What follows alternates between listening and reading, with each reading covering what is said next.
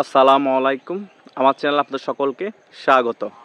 পিনাকির কথা আপনাদের সকলকে আমি ইউটিউবে আরও আগে সতর্ক করেছিলাম যে পিনাকি দেশের মধ্যে একটি গৃহযুদ্ধ লাগাতে চাচ্ছে।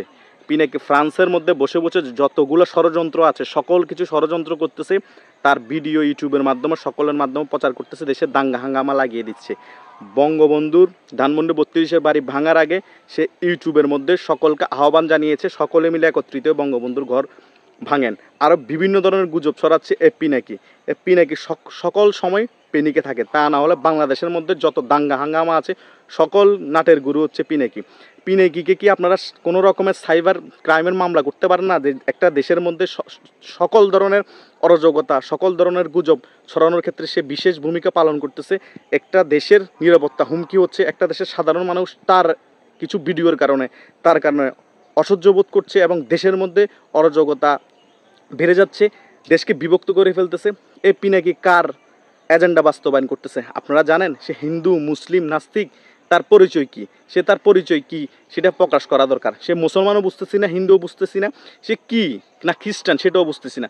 সে কিন্তু একটা মৌলবাদকে উস্কিয়ে দিচ্ছে সেটা বুঝতেছি, কারণ মৌলবাদের আস্তানা তারা গুড়িয়ে না দেওয়ার কথা বলে মৌলবাদকে বাংলাদেশের মধ্যে প্রতিষ্ঠিত করার জন্য কাজ করে যাচ্ছে।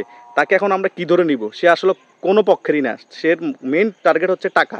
তাকে যে টাকা ফান্ডিং করতেছে, আর শেখ হাসিনার প্রতি তার অনেক বেশি ক্ষোভ, আওয়ামী লীগের প্রতি অনেক বেশি ক্ষোভ।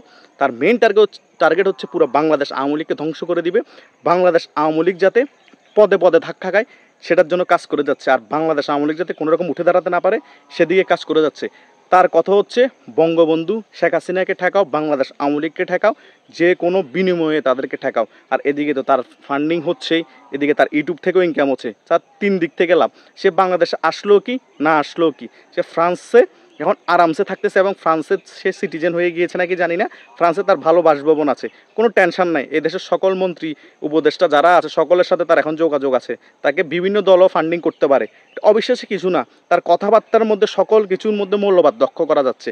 সে নামে বলে নাম টাইটেল হিন্দু, কিন্তু কাজে সব মৌলবাদকে সে সমর্থন করতেছে। তো দেশের মধ্যে এরকম জঙ্গিবাদ উত্থান হলে তো আমাদের দেশের জন্য হুমকি স্বরূপ। এটা 2001 থেকে 6 হয়েছিল না? আপনার বিএনপি কি কন্ট্রোল করতে পেরেছে? কন্ট্রোল করতে পারেনি। 63টা জেলার মধ্যে একসাথে বোমা হামলা হয়েছে, এটাকে আপনারা ভুলে গিয়েছেন? বাংলাদেশের মানুষ কতটুকু কষ্টে ছিল, বাংলাদেশের মানুষ ঘর থেকে বাইরে হতে পারেনি। প্রত্যেকটা জায়গায় জঙ্গিদের আক্রমণ, জঙ্গিদের হামলা, এটা বাস্তবতা। সরকার পর্যন্ত কন্ট্রোল করতে পারেনি। এখনও কি বাংলাদেশে সেটা হবে? সেটার উত্থান হতে যাচ্ছে। এসব প্যানিক ভট্টাচার্যদের কারণে বাংলাদেশে সব মৌলবাদের উত্থান হওয়া সময়ের ব্যাপার। এখন যদি তাকে সাইবার ক্রাইমের মাধ্যমে কোনো রকমে যদি নিয়ন্ত্রণ করতে না পারেন তাহলে বাংলাদেশ টুকরো টুকরো হয়ে যাবে। এটা তার মেন এজেন্ডা, আমি বলে দিচ্ছি। এটা আমি বারবার আগেও বলেছি, সেটা পরিলক্ষিত হচ্ছে। বাকিটা উপরের মধ্যে যারা তদারকি করছেন, কাজ করছেন, যারা আছেন, সেটার ব্যবস্থা ইমিডিয়েটলি আপনারা নিতে হবে। ইমিডিয়েটলি ব্যবস্থা না নিলে বাংলাদেশ হুমকির মুখে, এটা আমি এখন বলে দিচ্ছি। ধন্যবাদ সকলকে।